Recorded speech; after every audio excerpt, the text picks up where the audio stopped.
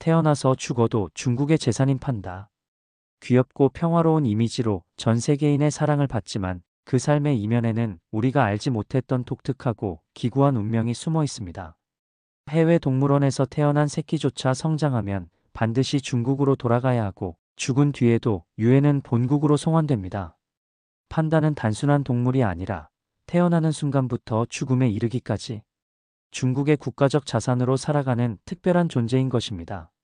중국을 대표하는 동물이 무엇이냐 묻는다면 대부분의 사람들은 망설임 없이 판다라고 대답할 것입니다. 판다는 중국 정부가 국보로 지정한 존재이며 평화와 우정을 상징하는 국가의 얼굴이 되었습니다. 세계자연기금 WWF의 로고에도 판다가 쓰이며 보전과 환경 보호의 국제적 아이콘으로 자리 잡았습니다. 물론 전통적으로 용, 호랑이, 학 같은 동물도 중국의 상징으로 여겨져 왔습니다. 하지만 현실 세계에서 실제로 살아있는 대표 동물은 단연 판다입니다.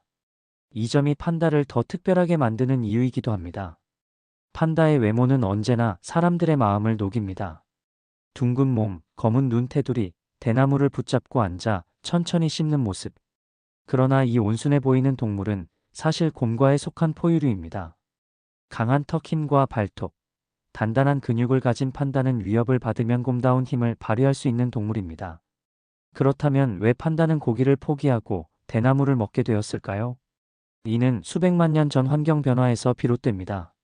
먹잇감이 줄어들자 판다는 언제나 풍부한 대나무에 의지하며 살아남았습니다. 하지만 대나무는 칼로리가 낮아 하루 종일 먹어야 하고 하루에 20에서 40kg을 섭취해야 겨우 생존할 수 있었습니다. 그 과정에서 판다는 가짜 엄지라 불리는 독특한 손목뼈를 발달시켜 대나무를 붙잡고 먹는 데 적응했습니다.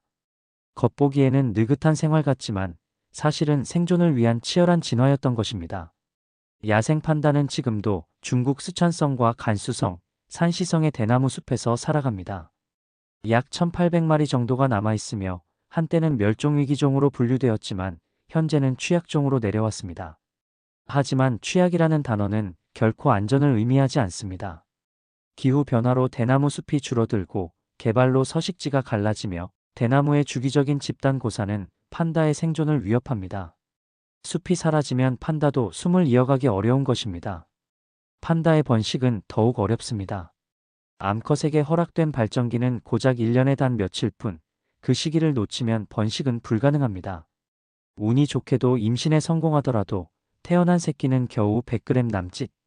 체온도 스스로 유지하지 못하고 눈도 뜨지 못한 채 태어납니다.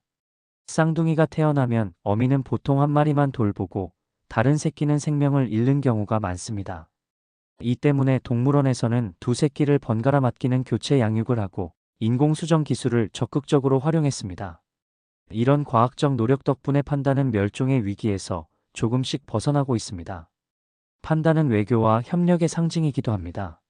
1970년대까지만 해도 중국은 우호적인 국가에 판다를 선물로 보내며 판다 외교라는 별칭을 얻었습니다.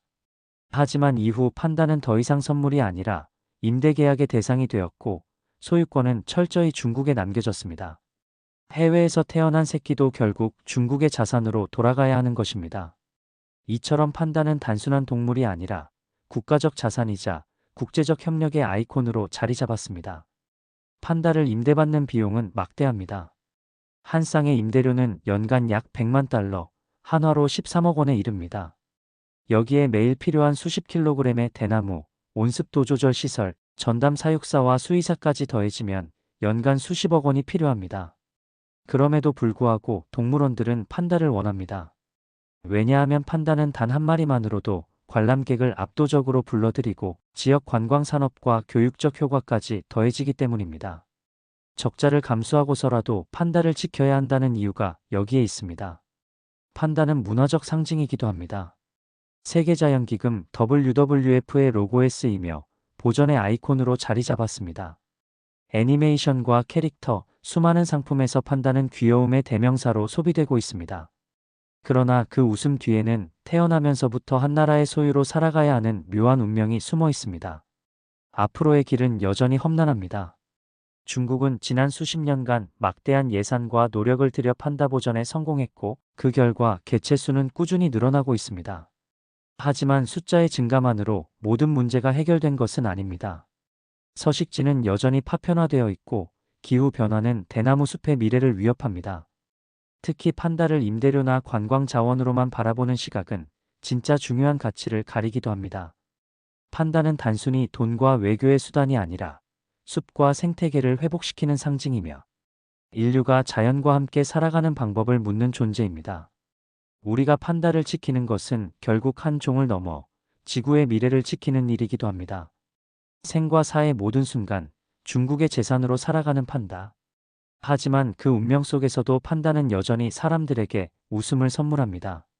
대나무를 꼭 껴안고 천천히 씹는 그 모습은 인간의 노력과 자연의 끈질긴 생명력이 만들어낸 기적 같은 장면입니다.